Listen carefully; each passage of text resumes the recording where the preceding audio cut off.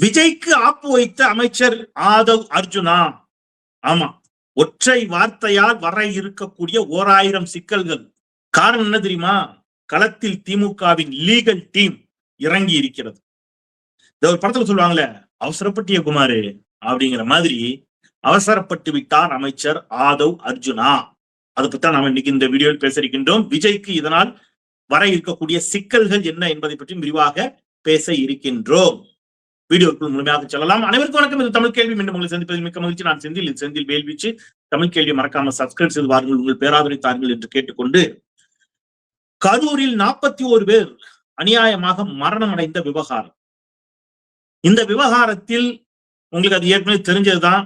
என்ன நடந்துச்சு அப்படிங்கறதெல்லாம் விரிவாக நான் ஏற்கனவே பேசியிருக்கிறேன். நிமிடம் வாரியாக எத்தனை மணிக்கு அங்கே விஜய் வந்திருக்க வேண்டும், எத்தனை மணிக்கு வந்தார், எத்தனை மணிக்கு பேருந்தில் ஏறி நின்றார், அவர் ஏறி நின்ற எத்தனாவது நிமிடத்தில் முதல் ஆம்புலன்ஸ் உள்ளே வந்தது, இரண்டாவது ஆம்புலன்ஸ் எப்போ வந்துச்சு, மூணாவது ஆம்புலன்ஸ் எப்போ வந்துச்சு, எப்ப மக்கள் மயங்கி விழத் தொடங்கினார்கள் என்பதெல்லாம் நிமிடத்தோடு செகண்ட் வாரியா நிமிடம் வாரியா பிரித்து மிக தெளிவாக நான் ஏற்கனவே தந்தி தொலைக்காட்சியுடைய மக்கள் மன்றத்தில் பேசிய வீடியோ பல லட்சம் பார்வையாளர்களை கடந்து சென்றிருந்தது. அந்த வீடியோவை நான் இப்ப திருப்பி டிஸ்கிரிப்ஷன்ல அதோட லிங்கை கொடுக்குறேன்.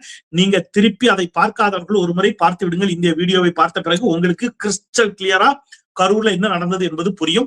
அந்த லிங்கை கீழே டிஸ்கிரிப்ஷன்ல கொடுத்துருங்க தம்பி. இது ஒன்று. மிக மிக முக்கியமாக இப்ப என்ன சிக்கல் அப்படின்னு கேட்டீங்கன்னா, அதை நம்ம ஏற்கனவே டிஸ்கிரைப் பண்ணி பேசியிருக்கோம். அது ஒரு புறம் இருக்கட்டும்.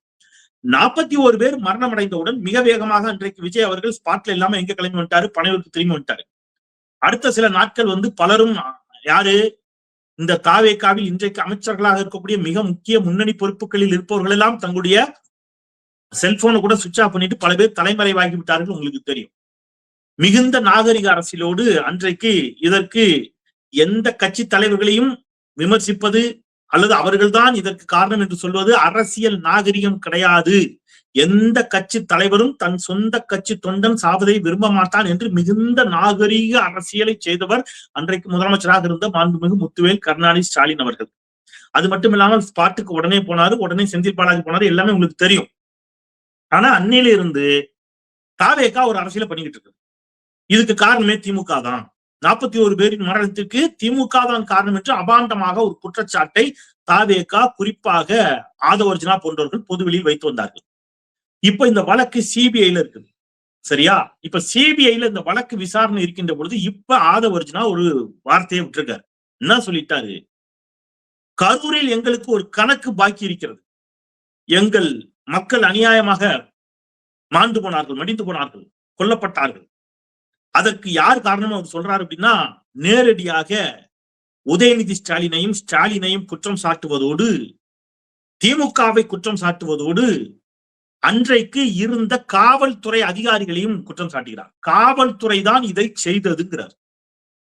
அன்னைக்கு இருந்த திமுக அரசு காவல்துறையை வைத்து இதை செய்தது. 41 பேரின் மரணத்திற்கு திமுகவும் அன்றைக்கு இருந்த திமுக அரசும் காவல்துறையும் தான் காரணம் என்று ஆதவ் அர்ஜுனா குற்றச்சாட்டை வச்சிருக்கிறார். இங்கதான் இப்ப சிக்கல். இப்ப திமுகவினுடைய லீகல் டீம் களமிறங்கி என்ன செஞ்சிருக்கிறாங்க? டெல்லி உச்ச நீதிமன்றத்தில் இது தொடர்பாக ஒரு மனு தாக்கல் செய்திருப்பதாக ஊடகங்களில் செய்தி வெளியாகிறது. இந்த வழக்கு சிபிஐயிடம் இருக்கிறது. இவ்வாறு இருக்கின்ற பொழுது இந்த வழக்கில் தொடர்புடையவராக குற்றம் சாட்டப்பட்டிருக்கக்கூடிய ஆதவ் அர்ஜுனா உள்ளிட்ட யார், இந்த வழக்கில் குற்றச்சாட்டிற்கு உள்ளாகி இருக்கக்கூடிய யார் ஒருவரும் இந்த வழக்கு குறித்து பொதுவெளியில் பேசுவதற்கு தடை விதிக்க வேண்டும் என்று கேட்டு உச்சநீதிமன்றத்தை நாடியிருக்கிறாங்க. இப்ப எங்க சிக்கல், ஆதவ் அர்ஜுனா என்ன சிக்கல் கொண்டு வந்தார் விஜய்க்கு அப்படிங்கிறத இப்போ இதுல இருந்து நீங்க புரிஞ்சுக்கிட்டு வரணும். அதாவது பொலிட்டிக்கலா 1000 ஸ்டேட்மெண்ட்டை சொல்லலாம். ஆனா காவல்துறை தான் காரணம்னு ஒரு வார்த்தையை சொல்றாரு. இப்ப காவல்துறை தான் காரணம் என்று சொல்கின்ற பொழுது நல்லா புரிஞ்சுக்கோங்க. காவல்துறை என்பது அவங்க ஒரு அரசு ஊழியர்கள். திமுக ஆட்சியில இருப்பாங்க, அதிமுக ஆட்சியில இருப்பாங்க, இப்ப தாவேகா ஆட்சியில இருப்பாங்க. நாளைக்கு ஆட்சி மாறினாலும் அவங்க வேலை செய்ய போறாங்க. ரைட்டா? காவல்துறை மக்களை பாதுகாப்பதற்கு இருக்கிறது. எல்லா துறைகளிலும் யாரோ ஒரு சிலர் தவறு செய்வதை போல காவல்துறையிலையும் இண்டிவிஜுவலா யாரோ ஒரு சிலர் தவறு செய்யக்கூடும். அவ்வாறு தவறு செய்தவர்களை அந்த துறை ரீதியாக நடவடிக்கை எடுத்து காவல்துறை தண்டித்து வந்திருக்கிறது.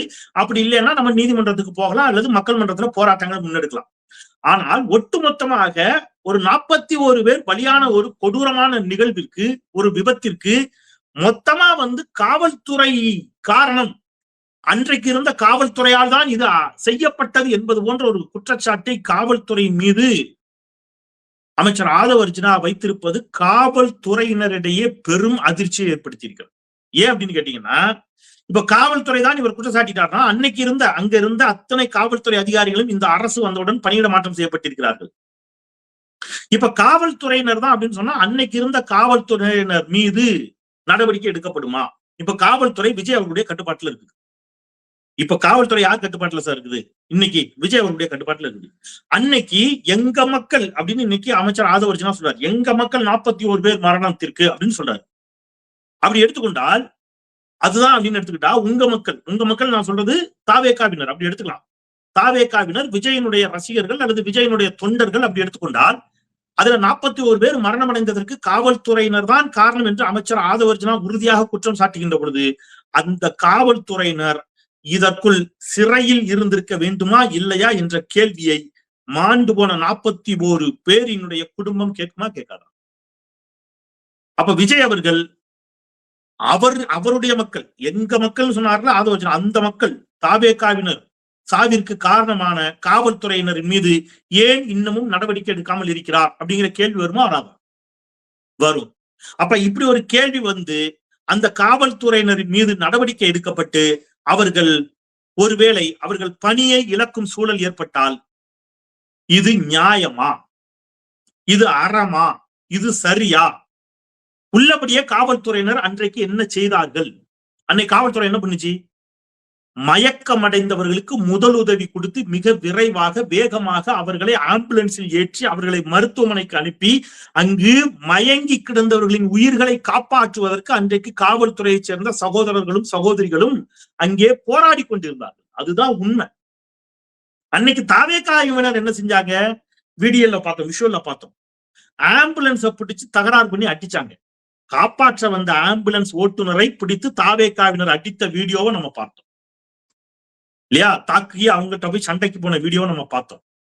அன்னைக்கு காவல்துறையினர் என்ன செய்தார்கள்? இப்படி காப்பாற்ற வருகின்ற ஆம்புலன்ஸ் ஓட்டுநர்களை, ஆம்புலன்ஸை தடுக்க முயற்சித்த தாவேகாவினரை அங்கிருந்து அடித்து விரட்டி அப்புறப்படுத்தி பொதுமக்களை காக்கும் பணியில் அன்றைக்கு காவல்துறை ஈடுபட்டுச்சு. அப்ப இப்ப அந்த காவல்துறையினர் ஒருவேளை பழிவாங்கப்படுகிறார்களா எனில் ஏன் பழிவாங்க துடிக்கிறது தாவேகா அரசு?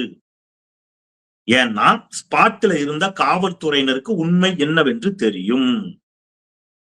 ஏன் இந்த விபத்து நடந்தது என்பது தெரியும். சிபிஐ விசாரணையின் பொழுது காவல்துறையினர் அங்கே நடந்தவற்றை உண்மைகளை ஒருவேளை சொல்கின்ற பட்சத்தில் யாரும் திட்டமிட்டு 40 பேரை நிச்சயமா என்ன செஞ்சிருக்க மாட்டாங்க. எந்த ஒரு உயிரும் போவதற்கு எந்த ஒரு அரசியல்வாதியும் விரும்ப மாட்டாங்க. அதுல மாற்றுக்கருத்தே கிடையாது. ஆனால் திட்டமிடப்படாமல் தெளிவான திட்டமிடுதலால் ஒரு நிகழ்ச்சியை நடத்துகின்ற பொழுது விபத்து தவிர்க்கப்படும். திட்டமிடாம நீங்க ஒரு நிகழ்ச்சி நடத்துங்க. இப்ப ஒண்ணு இல்லை, இப்படி வரேன், நான் உங்களுக்கு புரியுற மாதிரி சொல்றேன். அமோனியா வாயு கசிவு ஒரு தொழிற்சாலையில் ஏற்படுகிறது. அது விபத்து. வேணும்னு திறந்து விட்டுருப்பாரா உரிமையாளர்? கிடையாது. ஆனாலும் அவர் கைது செய்யப்படுகிறார். ஏனென்றால் விதிமுறைகளுக்கு உட்பட்டு ஒரு தொழிற்சாலையை நடத்த வேண்டும்.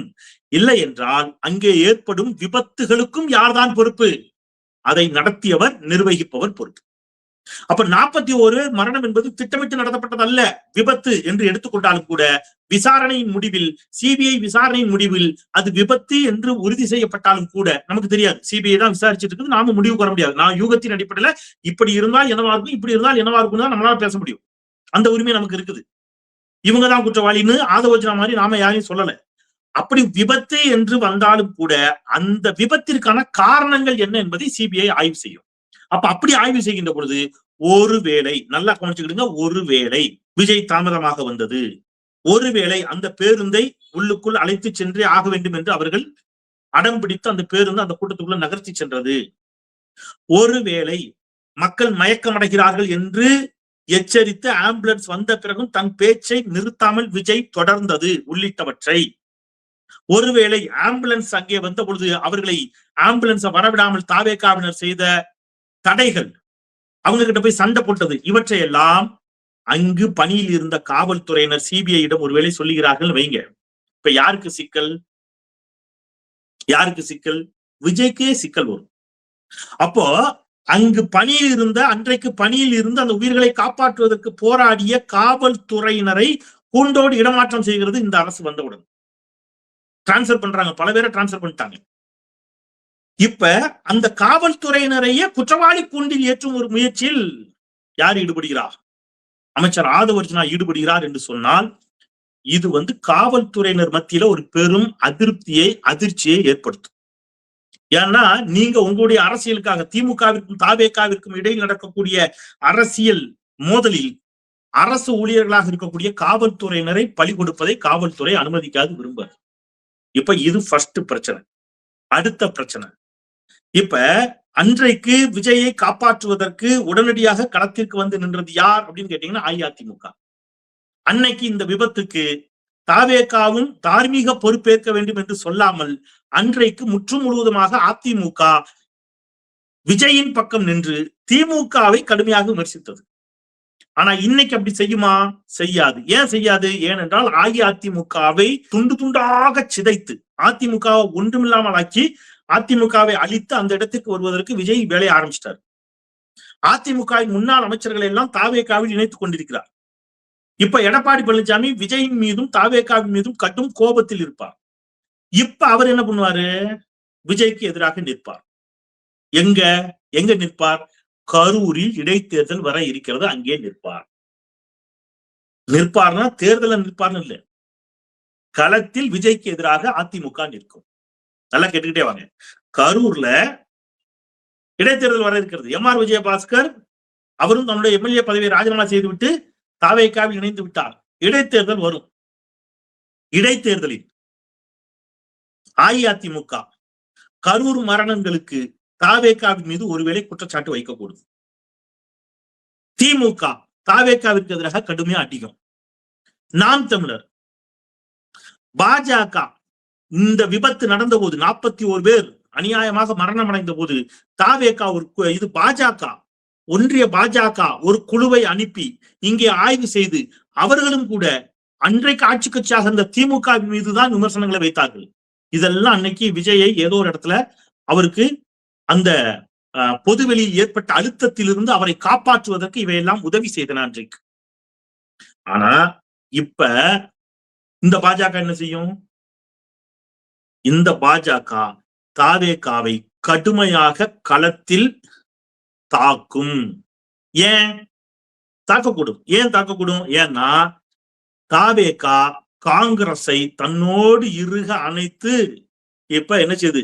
காங்கிரஸை கூட்டி உட்காந்து வச்சுக்கிட்டு காங்கிரசுக்கு ஒரு பெரிய இம்பார்ட்டன்ட கொடுக்க ஆரம்பிக்கின்ற பொழுது பாஜகவும் காங்கிரசும் எதிரெதிர் துருவங்கள் என்றால் பாஜக காங்கிரசுக்கு அவருடைய சக்திக்கு மீறிய முக்கியத்துவத்தை, அவருடைய வாக்கு சதவீதத்தை தாண்டிய முக்கியத்துவத்தை தாவேகா கொடுக்கின்ற பொழுது காங்கிரஸ் மட்டும் பாஜகவிற்கு எதிரி அல்ல, தாவேகாவும் எதிரி என்ற மனநிலைக்கு ஒருவேளை பாஜக செல்லக்கூடும்.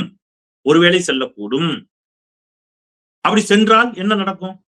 சரி சார், அப்ப கடந்த காலத்துல திமுக அப்படி செஞ்சுதா பாஜக? ஆமா, திமுகவும் காங்கிரசும் கூட்டணியில் இருந்த காரணத்தினால், காங்கிரஸை திமுக தன்னோடு வைத்துக் கொண்ட ஒரே காரணத்தினால், காங்கிரசுக்கு திமுக இடம் கொடுத்த காரணத்தினாலேயே திமுக சொல்லனா துயரங்களை அனுபவித்தது கடந்த காலத்தில். ஆனால் அதை தாங்குகின்ற வலிமை, ஆற்றல், அரசியல் அனுபவம் ஸ்டாலினுக்கு இருந்தது. அதனால அவர் மோடியா ஸ்டாலினான்னு எதிர்த்து நின்று சண்டை செய்தார். இப்ப அந்த பிரஷர் விஜய்க்கு வந்துச்சுன்னா விஜயால தாங்க முடியுமா? அப்ப விஜய் என்ன செய்வாரு? பாஜக சண்டை செய்வாரா? இப்பவே அவர் என்ன சொல்றாரு? நாங்க ஒன்றிய அரசுக்கு எதிராக எந்த பிரச்சனையும் பண்ண மாட்டோம், இணக்கமாக போய் எங்கள் உரிமைகளை கேட்டு போறோங்கிற இடத்துக்கு வர்றாரு. அப்ப பாஜகவும் தாவேகாவிற்கு எதிரான ஒரு நிலையை எடுக்கக்கூடும். ஏற்கனவே வழக்கு எங்க இருக்குது? சிபிஐல இருக்குது. சிபிஐக்கு நாங்க வழக்கு கேட்டு போகவே இல்லை என்று அந்த பாதிக்கப்பட்ட குடும்பத்தினர் அவங்க பேர்ல மனு தாக்கல் செய்த போது அது ஒரு சர்ச்சையாச்சு. எங்களுக்கு இது எதுவுமே தெரியாதுங்க, நாங்க அப்படிலாம் ஒண்ணும் கையெழுத்து போடலாங்க என்று அந்த சம்பந்தப்பட்ட குடும்பத்தினர் பேசிய அந்த வீடியோவும் சமூக வலைதளங்களில் வைரலானது உங்களுக்கு தெரியும். இப்ப கரூரில் இடைத்தேர்தல் வருகிறது. கரூரில் இடைத்தேர்தல் வருகின்ற பொழுது விஜய் அங்கே பரப்புரைக்கு செல்ல வேண்டும். இவ்வளவு நாள் வராம இப்ப மட்டும் வர்றீங்களே என்று அந்த மக்கள் கேட்கக்கூடும் என்பதால் தான் அவர் என்ன செய்யறாரு? அதற்கு முன்பாக கரூருக்கு போறதுக்கு ஒரு பிளான போட்டிருக்கிறாரு. கரூர் போக இருக்கிறார் விரைவாக. அப்ப போயிட்டு இதெல்லாம் சரி பண்ணி வச்சுக்கணும். இல்லை என்றால் கரூர் இடைத்தேர்தல் வருகின்ற பொழுது கரூர் மரண விவகாரங்கள் எல்லாம் புரிஞ்சுக்க. ஏன் அங்க வந்து தாவேகாவால வெற்றி பெற முடியல? புரியுதா உங்களுக்கு? அப்ப கரூர் 41 பேர் மரணம் என்பது ஒருவேளை தாவேகாவிற்கு எதிரான மனநிலையை அங்கே உருவாக்கியதா அப்படிங்கிற கேள்வி இயல்பாக வருகிறதா? இந்த சூழலில் இடைத்தேர்தலில் கரூரில் தாவேகா தோல்வி அடைந்தால் அது தாவேகாவுக்கு எவ்வளவு பெரிய செட்பேக்னு யோசிச்சுங்க. அதற்கான வாய்ப்பு இருக்குதா? இருக்குது. ஏன்? அண்ணாமலை இப்ப என்னவா இருக்கிறாரு? அன்றைக்கு அண்ணாமலை இந்த விவகாரத்தில் அன்றைக்கு ஆட்சி கட்சியாக இருந்த திமுகவைத்தான் அவரும் விமர்சித்தார். விஜயையும் லேசா விமர்சித்தார். ஆனால் பெரிய அளவுல திமுக தான் விமர்சித்தார். இன்னைக்கு அவர் யாரை விமர்சிப்பாரு? அப்ப பன்முனை தாக்குதலுக்கு தாவேகா கரூர் விவகாரத்தில் உள்ளாகும். இதுல ஆதவர்ஜுனா சும்மா இல்லாம காவல்துறையினர் தான் இதை செய்தார்கள் என்று காவல்துறையினரின் மீது பழி போடுகின்ற பொழுது காவல்துறையும் என்ன சார் எங்களை பலிகடா ஆக்க பார்க்கிறீர்களா என்ற ஒரு இடத்திற்கு காவல்துறையும் நகரும். இதெல்லாம் நடந்துச்சுன்னா கரூர்ல இடைத்தேர்தல்ல தாவேகா நிலைமை என்ன ஆகுங்கிறது கொஞ்சம் யோசிங்க. இப்ப திமுகவோட லீகல் டீம் களமிறங்கி சுப்ரீம் கோர்ட் போயிட்டாங்க. இந்த வழக்கு சிபிஐ இருக்குது. சிபிஐ இந்த வழக்கை வேகமாக விசாரித்து ஒருவேளை தாவேகாவிற்கு எதிராக ஏதேனும் இந்த விசாரணையில் செய்திகள் கரூர் இடைத்தேர்தலுக்கு முன்பாக வெளியாகுமே என்று சொன்னால், ஒருவேளை ஆச்சுன்னா நமக்கு தெரியாது, ஆகலாம், அல்லது யாரும் காரணம் இல்லைன்னு ஆகலாம், நமக்கு தெரியாது. அது வந்து சிபிஐ விசாரணையின் முடிவுல நாடு அறிந்து கொள்ளக்கூடிய ஒரு செய்தி. ஆனால் ஒருவேளை அப்படி ஒன்று நடந்தால் அன்னைக்கு தாவேகா நிலைமை என்ன ஆகும்? ஏன்னா சிபிஐ விசாரணை என்று தீர்ப்பு வந்தவுடன் விஜய் அவர்கள் நீதி வென்றது என்று அதை வரவேற்றிருக்கிறார். நல்லா கொஞ்சம் நீதி வென்றது. அப்ப சிபிஐ ஒருவேளை தாவேகாவின் மீது குற்றம் சாட்டினாலும், அல்லது விஜயின் மீது குற்றம் சாட்டினாலும், அல்லது புசியானன் மீது, ஆதவர்ஜுனா மீது, யாரோ ஒருவரின் மீது சிபிஐ குற்றம் சாட்டினால், இனி வரக்கூடிய காலத்துல ஒருவேளை திருப்பி சொல்ல, ஒருவேளை குற்றம் சாட்டினால் அன்னைக்கு எங்களை சிபிஐ பழி வாங்குதுன்னு சொல்ல முடியாது. ஏன்? நீதி வென்றது என்று சிபிஐ விசாரணையை வரவேற்றது இதே விஜய் அவர்கள்.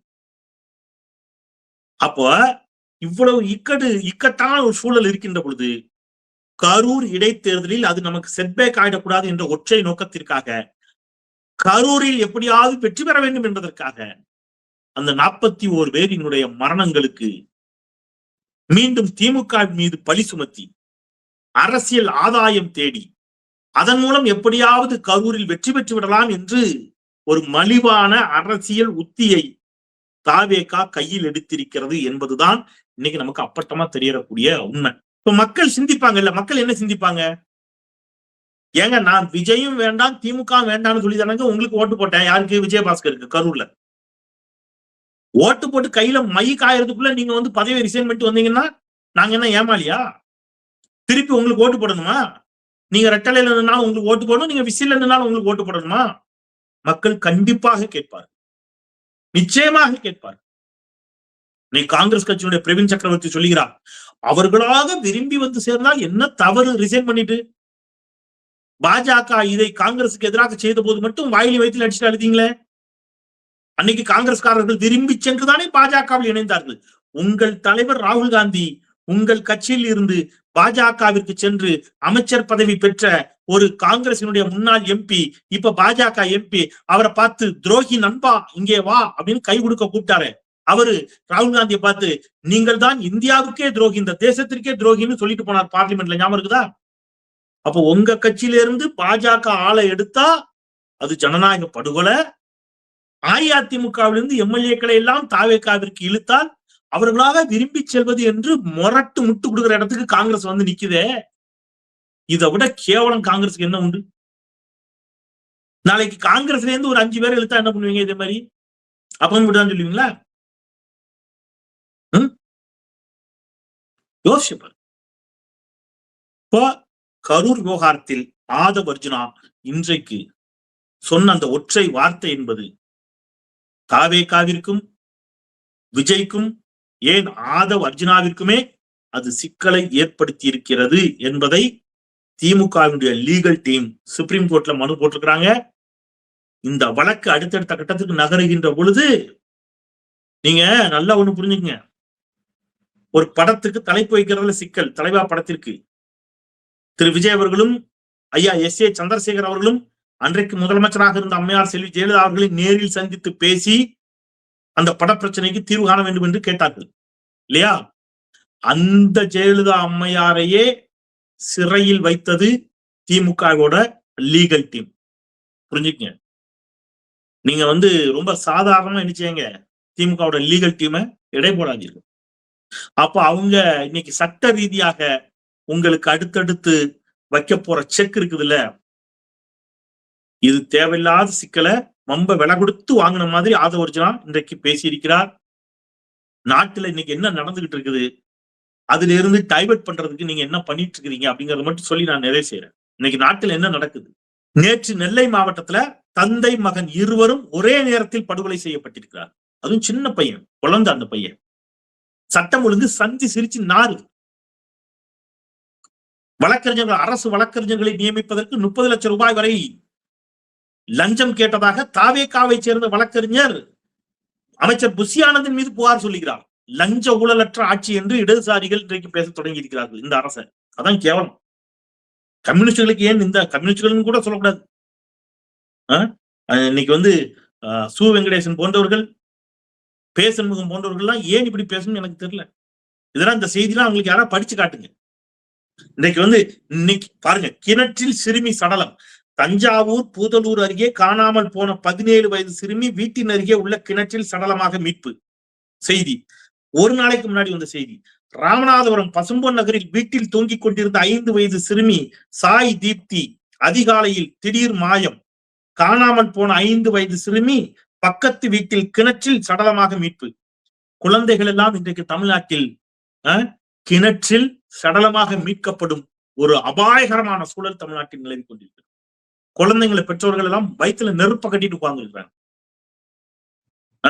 அப்பாவோட போன பையனை அப்பாவையும் பையனையும் சேர்த்து வெட்டி படுகொலை செய்கிறார்கள். சட்டம் ஒழுங்கு சந்தி சிரிச்சு கேவலமாய் நாறிக்கிட்டு இருக்குது.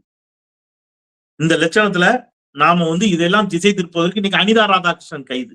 முதலமைச்சரை நோக்கி கேள்வி கேட்டாராம். முதலமைச்சரை கண்ணிய குறைவாக விமர்சித்தார் என்று கைது அப்படிங்கிறாங்க. முதலமைச்சர் மட்டுமல்ல, யார் ஒருவரையும் கண்ணிய குறைவாக யார் ஒருவரும் விமர்சிக்க கூடாது அப்படிங்கிறது என்னுடைய பார்வை. அதுல நான் உறுதியா இருக்கிறேன். காத்திரமான விமர்சனங்கள் வைப்பது என்பது வேறு, அநாகரிகமான வார்த்தைகளை பயன்படுத்தக்கூடாது என்பதில் நான் உறுதியா இருக்கிறேன். ஆனால் கடந்த ஆட்சி காலத்தில் மாண்புமிகு முத்துவேல் கருணாநிதி ஸ்டாலின் அவர்களை நோக்கி தாவேகாவினர் பயன்படுத்திய வார்த்தைகள், இதே ஆதவ அர்ஜுனா பயன்படுத்திய வார்த்தைகளுக்கு எல்லாம் அவரை எங்க கைது பண்றது? அப்ப அன்னைக்கு இருந்த திமுக அதெல்லாம் செய்யாம விட்டதுதான் தப்பா? அரசியல் நாகரிகத்தினுடைய அடையாளமாக அன்றைக்கு முதலமைச்சர் ஒரு ஆட்சியை நடத்தினார். அன்னைக்கு ஒருவேளை ஆதவ அர்ஜுனாவை முதலமைச்சரின் மீதான மிக கண்ணிய குறைவான விமர்சனங்களுக்காக ஒருவேளை ஆதவ அர்ஜுனாவையோ அல்லது மற்றவர்களையோ அன்றைக்கு திமுக அரசு கைது செய்திருந்தால் முதல் ஆளா முன்னுக்கு கண்டனத்தை கண்டன அறிக்கை யார் கொடுத்திருப்பா தெரியுமா? ஐயா பேசும்போது தான் கொடுத்திருப்பார். கண்டிக்கிறோம் கண்டிக்கிறோம் அப்படின்னு வந்திருப்பார். இன்னைக்கு இதை கண்டிப்பாங்களான்னு எனக்கு தெரியல. நீங்க அணுக்கனிம சுரங்கத்திற்கு அனுமதி நீட்டிக்கப்பட்டிருக்கிறது இந்த அரசுல. அதை கண்டிக்கணும். ஐயா சண்முகம் அவர்களிடம் செய்தியாளர்கள் கேட்கிறார்கள். கடந்த ஆட்சி காலத்தில் ஏராளமாக கனிமூல கொள்ளை நடைபெற்றது, இந்த ஆட்சியில் அனுமதி கொடுத்தது ஏற்புடையதல்ல. எப்படி புரியுதா உங்களுக்கு? இந்த ஆட்சியில ஒரு ஆண்டுக்கு நீட்டித்து கனிம சுரங்கத்துக்கு அனுமதி கொடுத்திருப்பதை நான் வன்மையாக கண்டிக்கிறேன். சொல்றதுக்கு நாக்கு வரமாட்டேங்குது. கண்டிக்கிறோங்கிற வார்த்தையை வாயிலிருந்து வரமாட்டேங்குது. கண்டிக்கிறோம், கண்டனம், இதெல்லாம் மறந்து போச்சுன்னு நினைக்கிறேன் ஐயா சண்முகத்துக்கு. திமுக பத்தி பேசும்போது கண்டிக்கிறோம். ஓராண்டுக்கு கனிம சுரங்கத்திற்கு அனுமதி நீட்டிப்பு, இதை பத்தி கேள்வி. இவர் எங்க இருந்து ஆரம்பிக்கிறாரு? அங்கிருந்து ஆரம்பிப்பார். அப்ப இப்படி இந்த அளவிற்கு இந்த தாவேகா ஆட்சியில சட்டம் ஒழுங்கு சீரழிகிறத பற்றியோ அல்லது விவசாயிகள் போராட்டத்தை பற்றியோ குழந்தைகள் மீதான பாலியல் வன்கொடுமைகளை பற்றியோ படுகொலைகளை பற்றியோ கவலை இல்லாமல் இந்த கூட்டணி கட்சிகள், தோழமை கட்சிகள் தாவேகாவை தாங்கி பிடிப்பதற்கு தயாராக இருக்கின்ற பொழுது ஆதவ அர்ஜுனா போன்றவர்கள் இப்படி பேசுவதில் ஆச்சரியம் ஒன்றுமில்லை. ஆனால் ஆட்சியும் அதிகாரமும் எல்லோருக்கும் எல்லா காலமும் நிரந்தரமாக கல்வெட்டுல பொறிக்கப்பட்டு ஆயுசுக்கு நீங்க தான் யாருக்கும் கொடுக்கப்பட்டது இல்லை. அதை தயவு செய்து புரிஞ்சுக்கணும் எல்லாரும். அது அதிமுகவா இருக்கட்டும், திமுகவா இருக்கட்டும், காங்கிரஸா இருக்கட்டும், பாஜகவா இருக்கட்டும், இன்னைக்கு தாவேகாவா இருக்கட்டும், ஆட்சியும் அதிகாரமும் என்பது யார் ஒருவருக்கும் கடைசி வரைக்கும் உங்களுக்கு தான், உங்களை தாண்டி ஒருத்தருக்கும் கிடையாதுன்னா யாருக்கும் பட்டயம் போட்டு கொடுக்கல. இந்திரா தான் இந்தியா, இந்தியா தான் இந்திரா. அந்த காங்கிரஸ் அப்புறம் ஆட்சிக்கு வர முடியாத நிலைமையில இப்ப வரைக்கும் தடுமாறிட்டு இருக்கு. சரியா? அதனால 2 எம்பி வச்சிருந்த பாஜக இன்னைக்கு தொடர்ந்து இந்தியாவின் பெருவாரியான மாநிலங்களில் ஆட்சியில் இருக்கக்கூடிய நிலைமையும் வந்திருக்குது. இதே பாஜக தூக்கி எறியப்படும் நிலையும் வரும். அதுக்காக சொல்றேன். அதனால பாஜகவும் நாங்க தான் இனிமேல் அப்படி நினைக்க முடியாது. அதிமுக கண்ணு கட்டிய தூரம் வரை எதிரிகளே இல்லை என்று சொன்ன அதிமுக இன்னைக்கு என்ன நிலைமையில இருக்குது? அதனால ஆட்சிக்கு வந்திருக்கிறீங்கன்னா மக்களுக்கு நல்லதை செய்ய பாருங்க. உங்கள் அதிகாரத்தை நீங்க மிஸ்யூஸ் பண்ண ஆரம்பிச்சிட்டீங்கன்னு சொன்னா, எந்த அதிகாரத்தில் உங்களை மக்கள் அமர்த்தி அழகு பார்த்தார்களோ அந்த மக்களே உங்களை அந்த அதிகாரத்திலிருந்து அப்புறப்படுத்தி விடுவார்கள் என்பதை எச்சரிக்கையோடு புரிந்து கொள்ளுங்கள் என்று சொல்லி மீண்டும் ஒருமுறை தமிழ் கேள்வி சப்ஸ்கிரைப் செய்து பாருங்கள். உங்கள் பேராதரவை தாருங்கள் என்று கேட்டு விடைபெறுகின்றேன். குரலற்றவர்களின் குரலாய் நான் செந்தில். நன்றி.